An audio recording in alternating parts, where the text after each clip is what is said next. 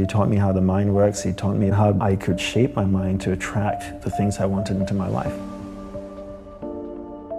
He showed me that nothing is impossible, that you can attain it if you really want.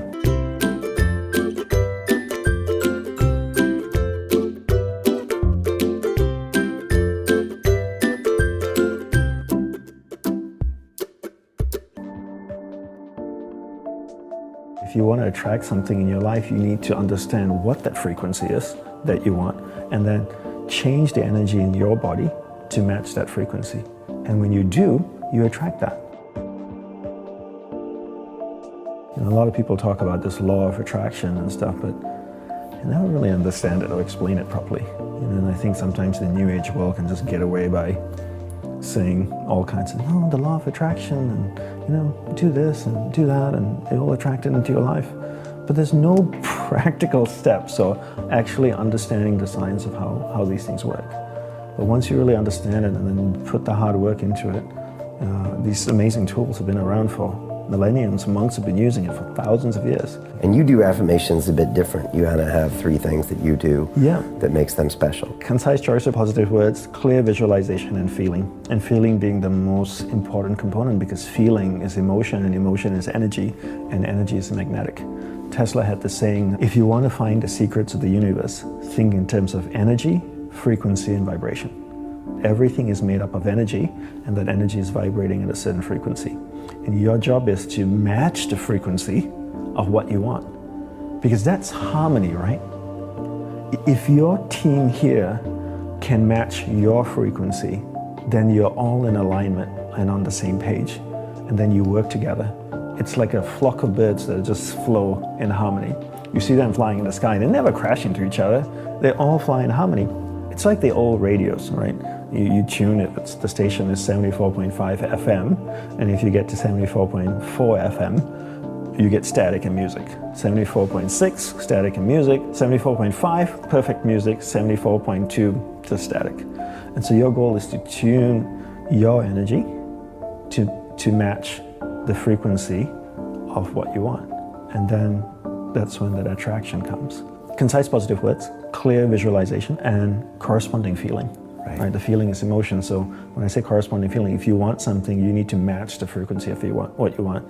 So remember what Tesla said, think in terms of energy, frequency, and vibration. So the same thing with concentration, right? Concentration is a science and an art. A science because there are clear steps that you need to take to work towards a goal, and an art because it requires repetition and practice, right? So I always say that concentration is a science and an art, and learning how to concentrate, you have to understand the mind, right? So as I shared before, that you're not the mind, rather you're pure awareness moving through different areas of the mind.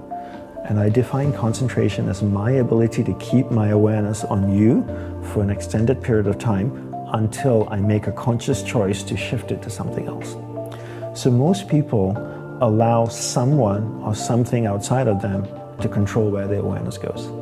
So I'm chatting with you, my phone goes bing, I pick it up, and my awareness gets dragged there. Another notification comes, my awareness goes there.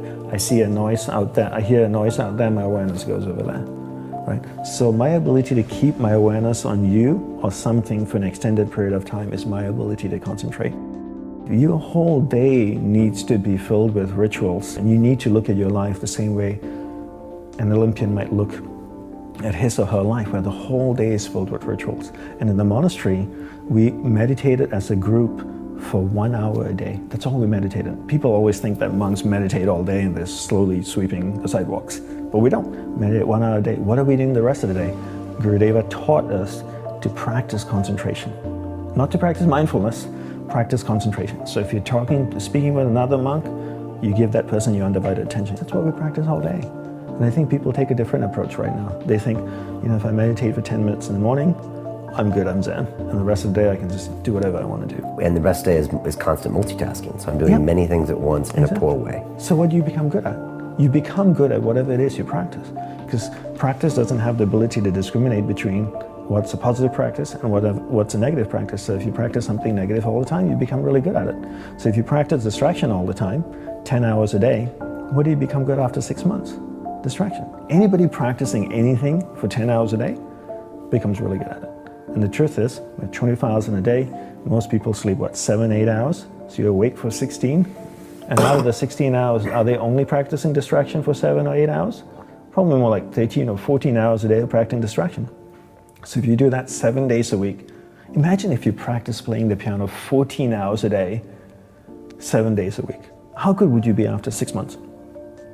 So how good are people at distraction? If you look at most people out there, they are, you're talking about mastery?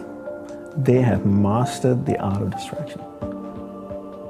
These people are to be acknowledged and respected because the dedication and devotion they have given to the art of distraction. But they don't even know that. They don't even know. That's why I really harp on understanding the mind first and then learning to concentrate.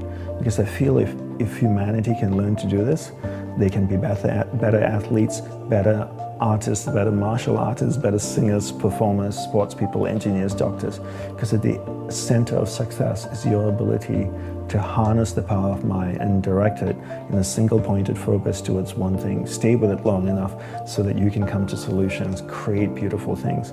But if you can't concentrate, you can't do any of these things. And we can't solve the problems of the world